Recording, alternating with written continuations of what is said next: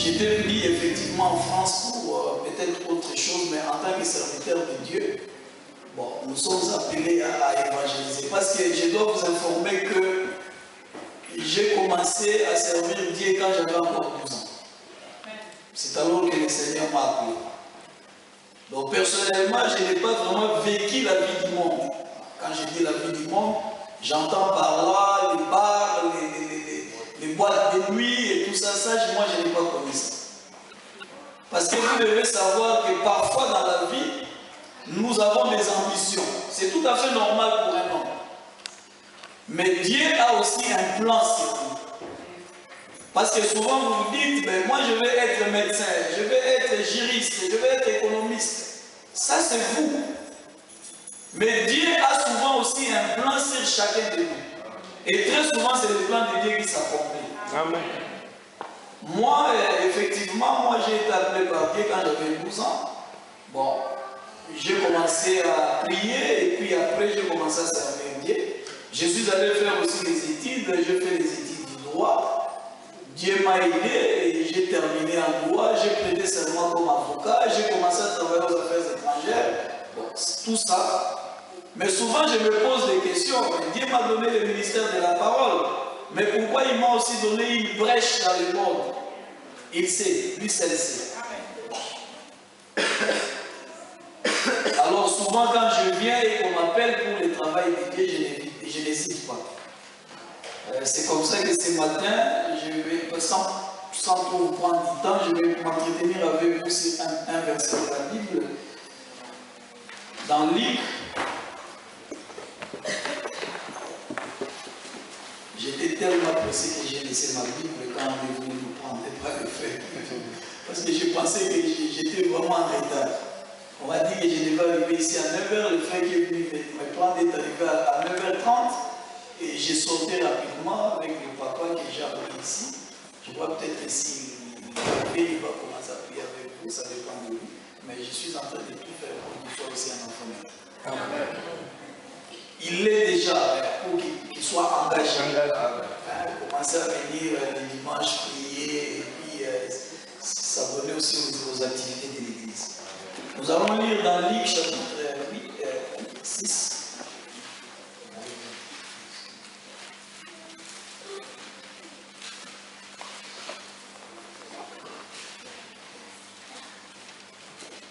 Bon, dans Jean plutôt, je parle de Jean.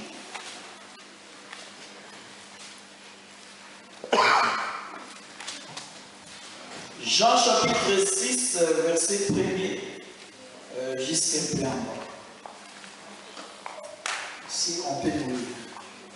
Je lis la parole dans le nom de Jésus. Nous rendons grâce à Dieu. Chapitre 6, à partir du verset 1er.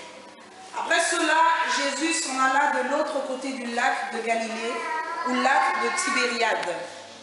Une grande foule le suivait parce que les gens voyaient les signes miraculeux qu'il faisait sur les malades. Jésus monta sur la montagne et là, il s'assit avec ses disciples. Or, la Pâque, la fête juive, était proche. Jésus leva les yeux et vit une grande foule venir vers lui. Il dit à Philippe, « Où achèterons-nous des pains pour que ces gens aient à manger ?» Il disait cela pour le mettre à l'épreuve, car lui-même savait ce qu'il allait faire. Philippe lui répondit, « Les pains qu'on aurait pour 200 pièces d'argent ne suffiraient pas pour que chacun en reçoive un peu. » Un de ses disciples, André, le frère de Simon-Pierre, lui dit, « Il y a ici un jeune garçon qui a 5 pains d'orge et 2 poissons. Mais qu'est-ce que cela pour tant de monde ?» Jésus dit, « Faites asseoir ces gens. » Il y avait beaucoup d'herbe à cet endroit. Ils s'assirent donc au nombre d'environ 5 000 hommes. Jésus prit les pains, remercia Dieu et les distribua aux disciples qui les donnèrent à ceux qui étaient là. Merci. Nous pouvons applaudir le Seigneur pour sa parole.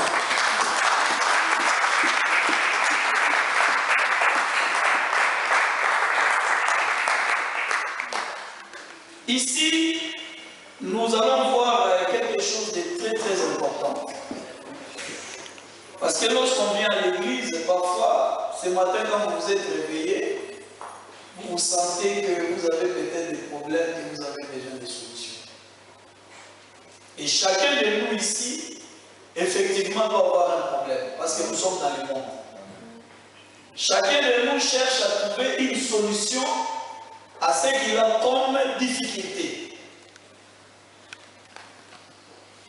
On peut te voir comme tu es là, mais effectivement, à l'intérieur de toi-même, tu peux avoir des choses qui te dérangent.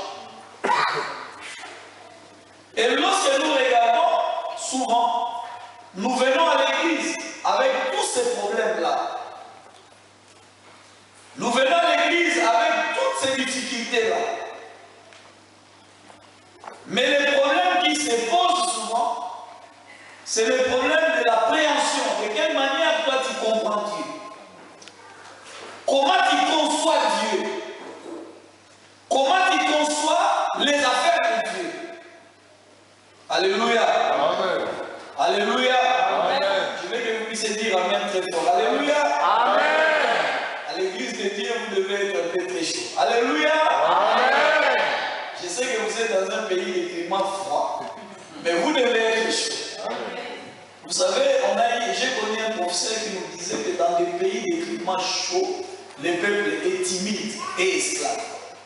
Par contre, dans les pays de climat froid, le peuple est libre et éveillé. Ça, il l'a dit scientifiquement. Il voulait justifier le fait qu'au Congo, les gens ne savent pas revendiquer les choses. Parce que pour lui, nous étions dans un pays de climat chaud où les gens sont timides, où les gens ont peur. Mais si vous pouvez regarder, vous allez vous rendre compte qu'effectivement, dans le pays de climat froid, c'est là que les gens revendiquent. Vous êtes dans un pays de climat froid, vous devez être chaud. Même à l'église. Alléluia. Alléluia. Alors ici, on nous montre quelque chose de très très capital. La Bible nous renseigne qu'une grande foule suivait Jésus. Une grande foule suivait Jésus. Il le suivait pourquoi? Il le suivait, selon ce qu'on nous renseigne ici, parce qu'elle voyait les miracles qu'il opérait sur les malades. C'est pourquoi ces gens-là suivaient Jésus. Et lorsque Jésus est allé de l'autre côté de la mer de Galilée, et qu'il a levé les yeux, il va constater une grande foule en train de venir vers lui. Et quand il a vu cette foule, Jésus a regardé ses disciples. Je veux que vous puissiez bien me suivre. Amen. Il a regardé ses disciples et il leur a dit ceci. Je vois cette grande foule qui vient. Est-ce que vous avez un peu d'argent pour que nous puissions les nourrir? Nous voyons deux personnes surgir parmi les disciples. La première personne, c'est Philippe, qui dit à Jésus, mais vous voyez, c'est une grande foule. Même si on pouvait avoir un peu d'argent, cet argent ne suffirait pas pour que nous puissions nourrir cette foule. Est-ce que quelqu'un m'entend là-bas? Amen. Est-ce que quelqu'un m'entend là-bas? Amen. Je voudrais vous préciser d'abord que Jésus était Dieu. Beaucoup de gens ne savent pas ça. Mais vous, peut-être que vous le savez, mais je vous rappelle Amen. que Jésus était Dieu. Jésus était Dieu par le fait qu'il a prouvé qu'il était Dieu. D'ailleurs, lorsque vous regardez dans les Écritures, il dit lui-même, nul n'est monté au ciel. Et quand il disait ces paroles, il avait tous les deux pieds sur terre. Nul n'est monté au ciel, si ce n'est celui qui est descendu au ciel, le Fils de Dieu qui est au ciel. Amen. Si vous comprenez ça. Amen. Celui qui était descendu du ciel, c'était lui-même qui disait que nul n'était monté au ciel. Au même moment qu'il était sur la terre, il informe qu'il était encore au ciel. Donc Jésus, c'était Dieu. Amen. Et lorsque Philippe donne la réponse, il donne la réponse à un Dieu. Il dit à ce même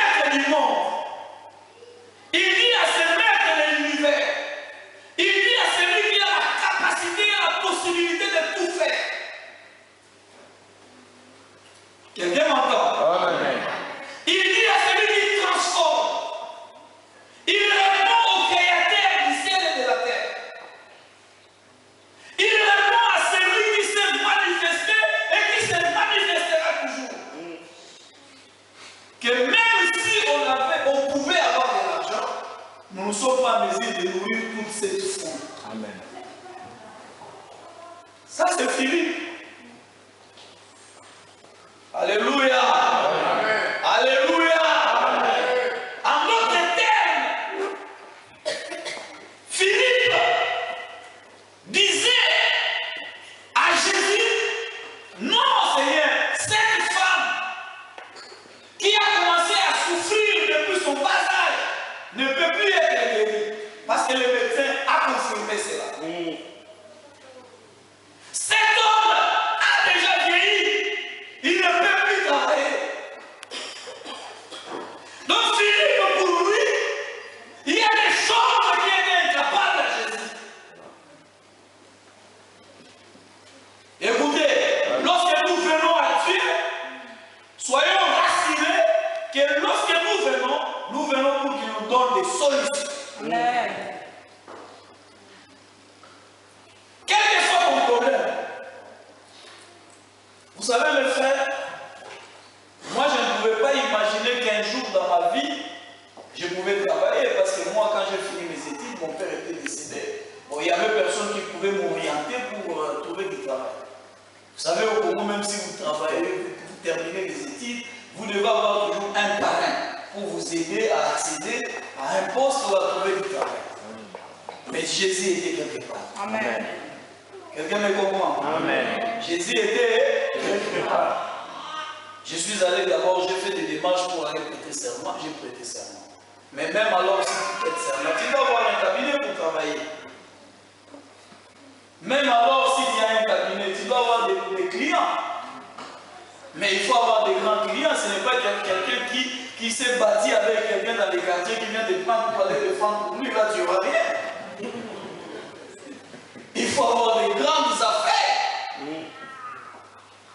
Mais moi-même, mes frères, souvent je ne comprends pas, mais qui a fait de moi ce que je suis devenu? Qui m'a amené là où je suis aujourd'hui? Parfois je ne comprends pas. Parfois je ne comprends pas. Vous savez que parfois vos documents à vous là, on m'envoie ça par Nantes pour que je donne un avis. Je me demande, mais comment cela est arrivé? Cela est arrivé parce que Dieu est capable de changer ta vie. Dieu est capable de changer ta situation. Amen. Il ne faut pas réfléchir comme Philippe qui dit, même si on pouvait avoir un peu d'argent, nous ne pouvons pas nourrir ces gens. Parmi ces gens-là qui étaient venus à Jésus, il y avait ceux qui n'étaient pas au monde. Parmi ces gens-là qui étaient venus à Jésus, il y avait ceux qui manquaient du travail. Il y avait ceux qui avaient des maladies incurables. Et Jésus avait un seul souci, c'est de donner à manger à ces gens-là. C'est-à-dire répondre aux problèmes de ces gens-là. Résoudre leur situation. Quelqu'un comprend très bien? Amen. Philippe dit non Seigneur, nous n'avons rien. Mais voilà qu'André surgit pour dire à Jésus non Seigneur. Parce qu'André avait compris que cet homme c'est un homme de miracle. Cet homme change les choses. Cet homme, rien n'est impossible à lui. Ça, André avait compris. Et André est venu dire à Jésus, non Seigneur, il y a un petit garçon parmi nous. Ce petit garçon a 2 pains et 5 poissons. Mais qu'est-ce qui a poussé Philippe à dire ça à Jésus? Philippe savait qu'avec les 2 pains et les 5 poissons, un miracle était s'opérer. Alléluia. Alléluia. Lorsque vous venez à l'église, ayez la confiance en Dieu. Votre problème est plus petit que la puissance de Dieu. Dieu est plus grand que votre problème. D'ailleurs, ce matin, je vous dis, au nom du Seigneur, tous ceux qui ont des problèmes, même si je ne prie pas, le Seigneur donnera déjà la solution. Parce que la Bible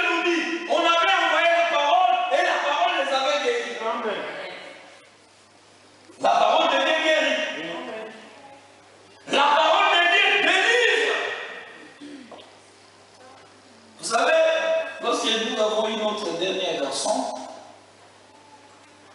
j'étais à l'aéroport de Djilomé, il dit non, vous venez d'avoir un dernier garçon. J'ai couru, parce que c'était en Gagné, moi je crois que les pasteurs nous ont laissé.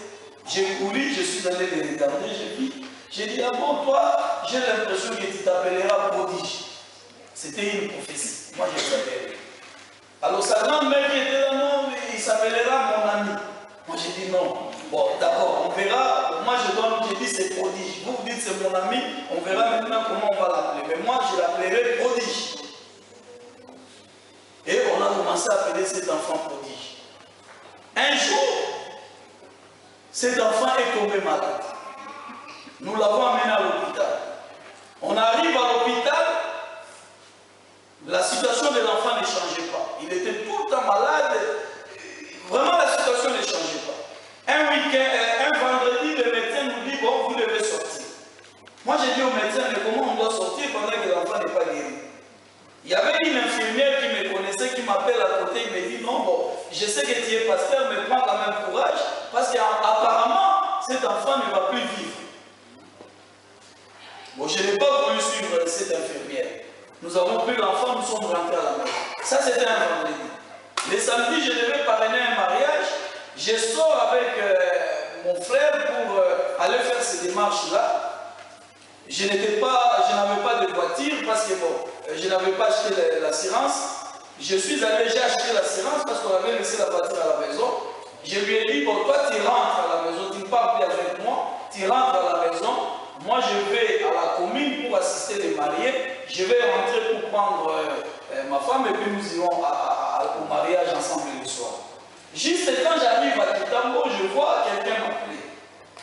Il ne m'a même pas appelé, il a bipé. Et j'ai rappelé la personne me dit, mais tu es où? Moi, j'ai dit, bon, je suis en train d'aller au mariage. Mais non, tu dois rentrer parce qu'il y a un petit problème ici. Moi, je lui dis, mais quel petit problème? D'ailleurs, j'entends les gens pleurer. Mais à mon âge ici, vous me cachez, qu'est-ce qui se passe? Elle dit non, mais voilà, prodige a piqué une crise. Moi j'ai dit, mais je ne peux plus rentrer, vous dites seulement à Eric de prendre la voiture et rejoignez-moi à Kitambo. Ils m'ont rejoint à Kitambo. Lorsque j'ai vu l'enfant, parce que je suis entré à bord de la voiture, l'enfant n'existait plus. L'enfant n'était plus là. Mais j'ai regardé l'enfant, j'ai dit, mais il s'appelle prodige. Et pendant qu'il était encore tout petit, moi j'avais vu un songe et à l'âge de 11 ans, je l'avais tenu encore à main. Donc il ne peut pas mourir parce que maintenant il n'a qu'une année. Amen. Amen. Voilà ce que j'ai dit. Et ça m'a fait pleurer. J'ai dit non, ne pleure pas. Moi je l'avais vu à l'âge de 11 ans. Je l'avais tenu à main. Oh yes. Ça m'a dit, mais tu ne vois pas l'enfant. Entre-temps, ma mère avait déjà sensibilisé toute la famille. Non, mais vous savez, quand on a perdu son enfant. Ça, ce sont des filets. Des gens qui ne croient pas que Dieu est capable de changer une chose. Même si on vous disait, vous là, vous allez mourir aujourd'hui. Il faut toujours avoir de l'espoir. Amen. Là, il y a deux pains et 5.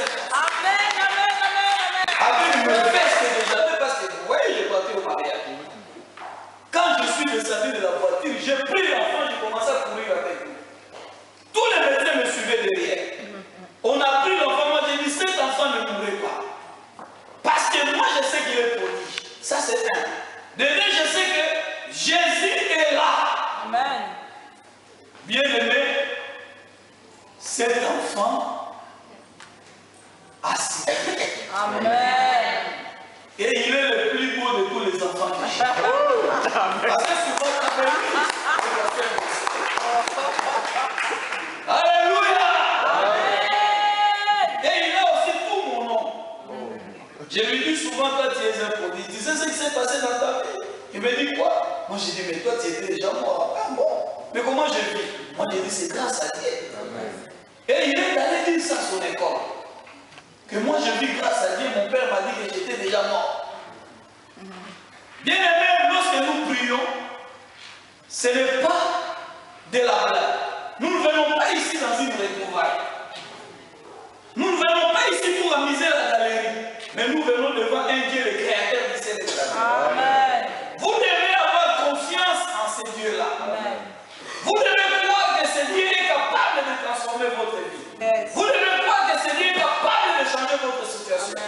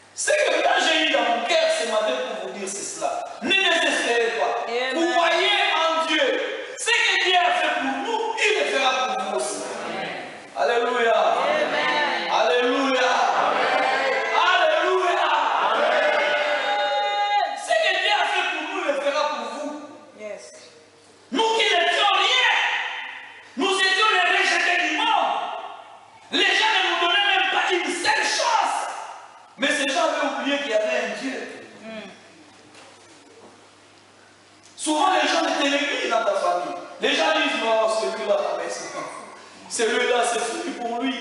Ah, lui là, on ne peut plus espérer. D'ailleurs, on ne vous consulte plus. Il faut que les gens soient comme ça. Pour que quand Dieu viendra agir, les gens puissent se dire, ah, effectivement, Dieu existe. Dieu existe, mes frères.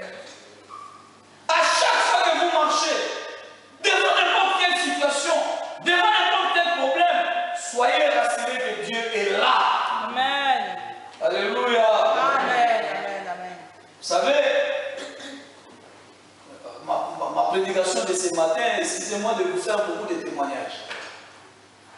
Un jour, je sortais de mon bureau, je rencontre un ami qui est maintenant à Paris à l'ambassade là-bas.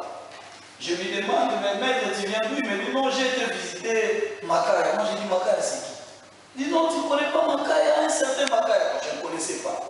J'ai dit, mais c'est qui? Il dit, non, un certain Makaya, on l'a arrêté, mais il est au cachot. Et pourtant, il venait de se marier il y a 2 semaines. Je dis, mais qu'est-ce qu'il a fait? Il dit, mais une histoire comme ça. Je dis, mais c'est pas possible. Comment on peut arrêter quelqu'un comme ça? Parce qu'effectivement, moi au Congo, souvent, je défends les gens. J'ai ce cœur-là. Je défends les gens qui ne me consultent pas. Si je vois la possibilité de les défendre, je peux les défendre. Je lui ai dit, bon, il est où? Ah non, il est au parquet, ici, dans les cachots, là-bas. Moi, j'ai dit, je vais le voir. J'arrive là-bas, j'appelle Makaya. Tu vois, quand tu vois les prisonniers qui sont là. J'ai dit, Makaya, il vient rapidement. Ah, c'est bon. Il commence à pleurer. Moi, je dis, mais qu'est-ce qu'il y a? Qu'est-ce que tu as fait? Il dit, non, mais voilà, je n'ai rien fait. On m'a arrêté, je vais te me marier. Moi, j'ai dit, calme-toi, dis-moi ce que tu as fait. Il dit, je ne sais pas. J'ai dit, bon, donne-moi ton numéro de dossier. Il me donne le numéro de dossier. Je vais voir les magistrats. Un magistrat que je connaissais. Je dis, mais toi, tu arrêtes ce monsieur pourquoi? Il dit, non, ce monsieur, c'était un escroc. Il a commencé à raconter beaucoup d'histoires.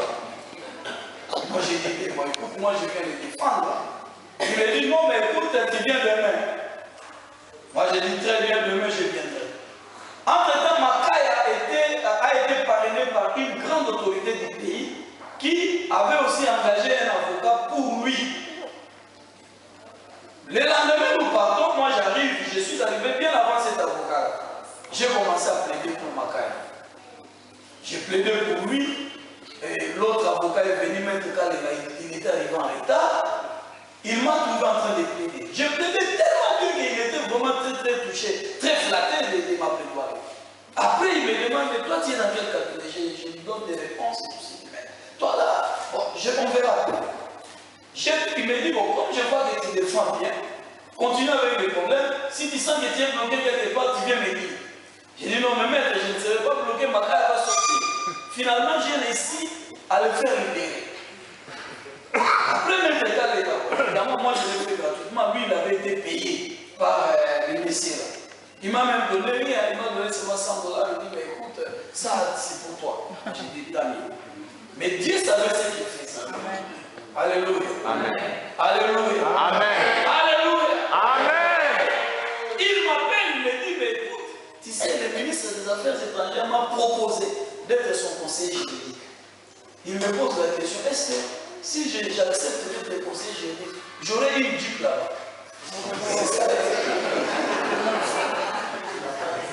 Et moi, je lui dis, non, mais écoute, en tant que conseiller juridique, mais effectivement, tu vas effectuer beaucoup de missions. Si on te paye, si on paye toutes ces missions, tu peux avoir la possibilité d'acheter une Jeep. Il dit, ah bon, mais les missions là, comment je peux les avoir? Moi, j'ai dit, mais bon, moi, je suis là-bas. Si tu viens, on va faire beaucoup de propositions. Il dit, bon, écoutez, si je viens là-bas, je te prends comme mon assistant. Mais je vais encore, j'ai réfléchi d'abord. Les lendemains, très tôt matin, vers 7 h, il m'appelle, tiens où? Moi, je dis, mais je suis en cours de route, bientôt je serai au bureau. Il me dit, non, monte au 7e, je suis déjà dans mon bureau comme conseiller. Je monte dans son bureau. Je le trouve là-bas. Il était tout content. Il dit, ah, c'est un grand bureau. Hein? Je suis seul, un grand bureau comme ça, c'est formidable, ça. Après, il me dit, mais bon, cherche une mission. Il faut qu'on fasse une première mission.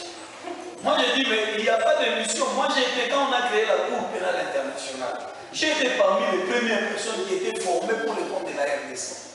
Mais voilà à cause du système, j'ai été mis à côté. C'est-à-dire qu'il y a d'autres personnes qui vont, mais qui n'ont même pas été formées. me dit, ah c'est vrai, mais fais une note. Fais une note, moi je vais faire signer ça. J'ai fait la note, tout ça c'est à cause du bienfait que j'ai fait à ma carrière. C'est ma carrière. Ouais, non, le problème, c'est à partir de ma carrière. D'ailleurs, ma carrière vient de devenir mon secrétaire. Déjà, c'est devenu mon secrétaire. C'est à cause de toi. Il me dit, mais maître, comment à cause de moi? Toi, tu m'as libéré au cachot. Moi, je dis, mais très bien. C'est parce qu'il fallait qu'on t'arrête, toi. Pour que moi, je puisse avoir aussi une ouverture. Amen, amen, amen. Et je fais la note.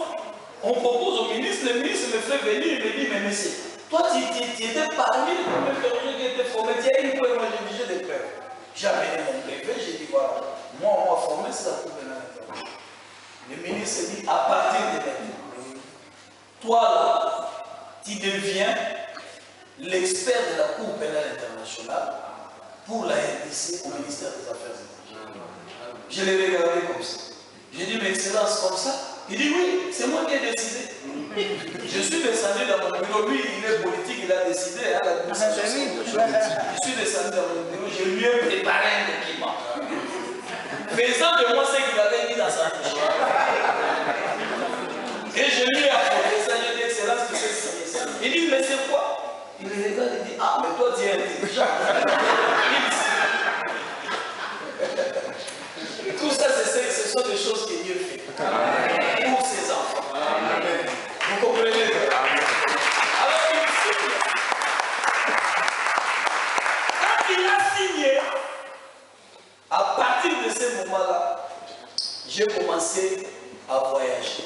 États-Unis, Hollande. Chaque année, je faisais 2 fois la Hollande, 2 fois les États-Unis.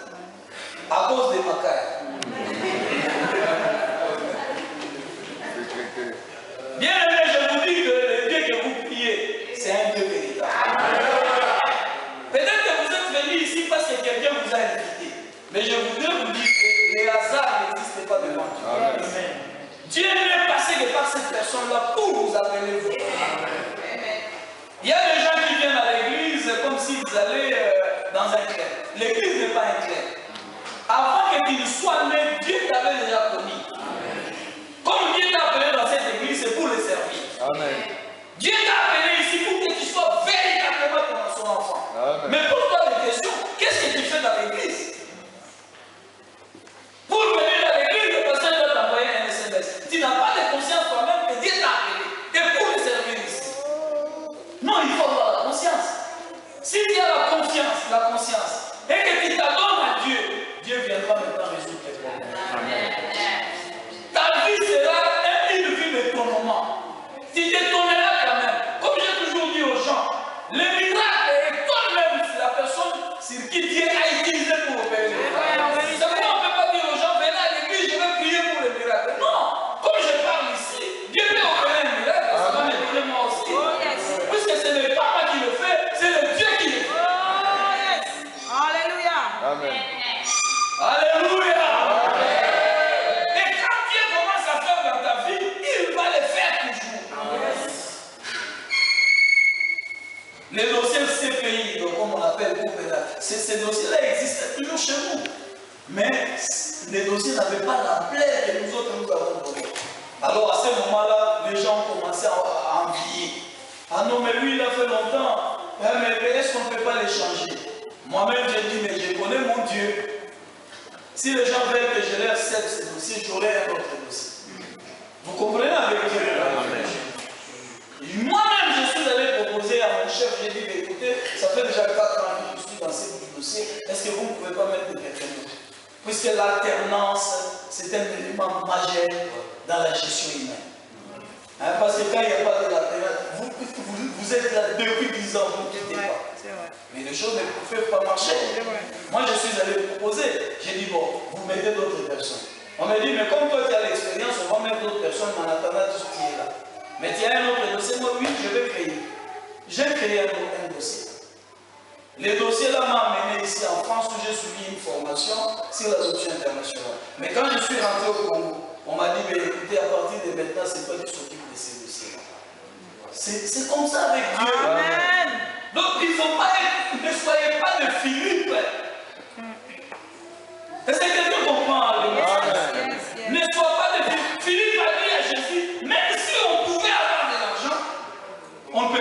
que c'est jeune.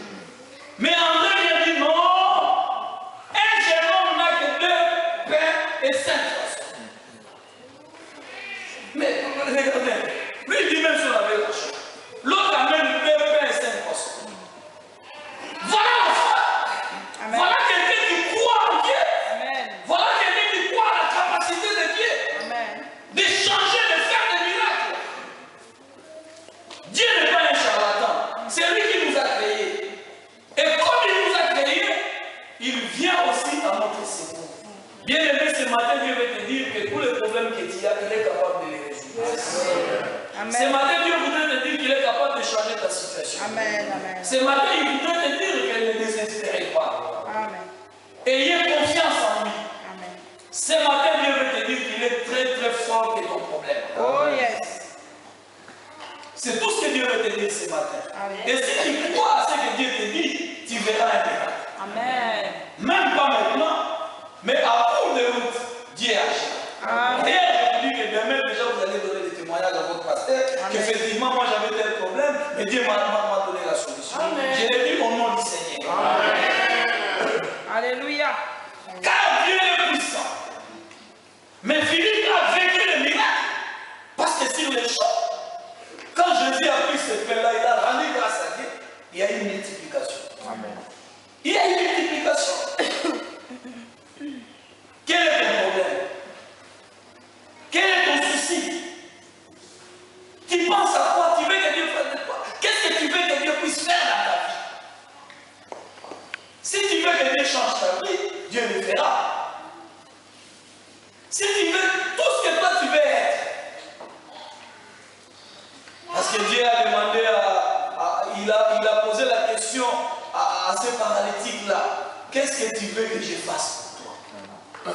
Comme si Dieu ne savait pas que lui, il avait un problème X. Dieu sait que tu as tel problème. Mais il veut que tu manifestes la volonté. Amen. N'est-ce pas? Parce que Dieu nous connaît nous tous. Il nous connaît. Je termine en disant, il y a un pasteur ici en France qui avait laissé sa famille au Congo. Lorsque je suis arrivé la fois passée, il m'a soumis les problèmes, il m'a dit, mais écoutez, pasteur, tu sais que là-bas, on a refusé de donner le visa à ma famille. Moi, j'ai dit, bon, pourquoi? Il dit, bon, je ne sais pas, il faut voir ma femme et tout ça. J'ai vu sa femme et puis tout ça. Je suis allé faire l'intervention. Dieu a fait grâce. On a accordé le visa à sa famille. Bon, on s'était convenu avec lui. Il m'avait dit, pasteur, si on donne le visa à ma famille, moi je te paye autant. Et sa femme m'a appelé les jours où elle voulait voyager. Elle m'appelle, elle me dit, maître, parce que là, elle m'appelle, je vois maître, tu es à la maison, c'est quoi? Juste au moment où je voulais sortir, c'était un dimanche, je vois un frère qui vient me dire, non, pasteur, moi, on est en train de me faire sortir de ma maison, si tu peux m'aider avec un peu d'argent. Comme la maman là m'avait déjà appelé, moi je pensais qu'elle allait me donner l'argent. J'ai dit à ses frères là, bon, attends-moi, j'arrive tout de suite. Attends-moi, je vais résoudre ton problème, c'est pas grave. Tu as besoin de combien? Il me dit non, 100 $. Moi j'ai dit, c'est pas grave, attends-moi, j'arrive. J'entre dans la voiture, je vais. J'arrive à Yolo, cette femme-là commence à me raconter un peu d'histoire, excusez-moi. Elle disait, mais écoute, nous allons payer ça, on est deux reconnaissants. Je lui dis, mais ça veut dire quoi? Ça veut dire que tu n'as pas l'argent pour me payer. Il me dit, oui, bon, ça veut dire que, bon, monsieur, ça veut dire qu'on n'a pas l'argent. C'est l'argent, on a acheté les billets et tout ça. Tu sais pas que moi je connais bien l'Europe. Ton mari avait déclaré ces gens ici. Quand tu penses qu'il n'avait pas l'argent des billets, je connais comment ça fonctionne. J'ai fait mon stage là-bas en France. Il dit, mais moi je n'ai pas l'argent, c'est pourquoi je t'ai fait venir parce que je ne pouvais pas voyager comme ça. Sinon tu allais t'en prendre à moi et à moi. J'étais touché, je suis un homme de Dieu, je ne vais pas dire autrement. J'ai dit, bon, ça va, que Dieu vous bénisse, bon voyage. Il me dit, mais tu payes quand même les carburants. Elle me donne, je regarde, c'était 50 $. Je suis dans ma voiture, je commence à dire à Dieu, Seigneur, moi je ne sais pas. Toi tu m'as créé seulement pour servir. J'ai fait beaucoup de choses pour les gens ne me payent pas. Je suis sorti, j'ai fait de longues distances, j'arrive ici, la maman commence à me dire des histoires, mais qu'est-ce qui se passe? Moi aussi j'ai besoin d'argent. Pendant que je parlais comme ça, quelqu'un est entré dans ma voiture. Je vous dis ça mes frères, j'ai vu quelqu'un surgir dans ma voiture. La personne me dit, million de dollars américains. Qui va m'empêcher? Je regarde la personne, j'étais dans la voiture seule, mais la personne est entrée. Je pose la question à la personne, qui tu es? Il me dit, le créateur du ciel et de la terre. C'est lui qui t'a appelé. C'est lui qui a fait de toi ce que tu es. Parce que vous savez, j'avais un grand souci sur ces problèmes-là. Il lui répète, il dit, si je décide maintenant, moi Dieu, de te donner 1 million de dollars, tu penses que quelqu'un peut m'empêcher? Non. Je suis le maître de tout. C'est moi qui élève les gens. C'est moi qui fais tout. Et puis il utilise le terme, c'est moi qui fabrique les hommes. Et quand il a dit ça, il disparaît. Et moi j'étais là dans la voiture, je dis, oh mon Dieu. D'ailleurs les gens disent, mais monsieur, qu'est-ce qui se passe? Tu es malade, on peut t'aider. Mais moi je voyais des choses. Je dis, mais on m'a donné 50 dollars. Le frère là m'a demandé 100 dollars. Je lui ai promis. J'ai dit, tant mieux, j'arrive à la maison. J'arrive, je le trouve, quelqu'un qui t'y a promis, lui il était là pour moi. En tout cas. Je regardais la télé. Il savait que je lui amené les 100 dollars. Mais je l'appelle, je dis, frère, bon écoutez, je t'avais promis 100 dollars, mais tu prends seulement les 50 dollars. Dieu celle-ci. Alléluia. Amen. Le frère dit, non, pasteur, l'essentiel c'est les gestes. Les 50 euros que je vais aller demander ailleurs. Et j'ai compris que le Dieu que nous servons, c'est lui notre maître. Amen. Parfois tu te déranges en disant, mais pourquoi des choses comme ça m'arrivent? Dieu sait. Oh yes. Voilà ce que Dieu a voulu me dire. Mais quand tu penses que c'est cette femme qui t'a refusé l'argent, En vérité. moi je n'ai pas voulu. Yes. Lorsque je le voudrais, Amen. je te donnerai même 1 million. Amen, amen, Et moi amen. je crois à ça. Amen, amen, en vérité. Mon frère m'a